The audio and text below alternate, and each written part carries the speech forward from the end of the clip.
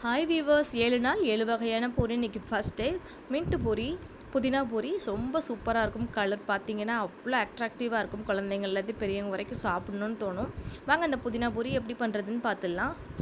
2 கைப்பிடி அளவு புதினா எடுத்துக்கோங்க, 2 கொத்து கொத்தமல்லி, 2 பச்சை மிளகாய், ஒரு துண்டு இஞ்சி, கொஞ்சம் உப்பு, கரம் மசாலா 1 ஸ்பூன் சேர்த்து தண்ணி நைஸாக அரைச்சிக்கோங்க. கொஞ்சம் ஓமம் சேர்த்து நல்லா க்ரஷ் பண்ணி மாவோடு சேர்த்துக்கோங்க. 2 ஸ்பூன் ரவா சேர்த்துட்டு நல்லா மிக்ஸ் பண்ணிக்கோங்க. இப்போ அரைச்ச விழுதத்தோடு சேர்த்துட்டு தேவைப்பட்டால் தண்ணி சேர்த்துக்கோங்க. நல்லா டைட்டாக பிசைஞ்சு வச்சுக்கோங்க. அப்போ தான் பூரி கடைசி வரைக்கும் உப்பியே இருக்கும், சாப்பிட வரைக்கும் கிறிஸ்பியாக இருக்கும்.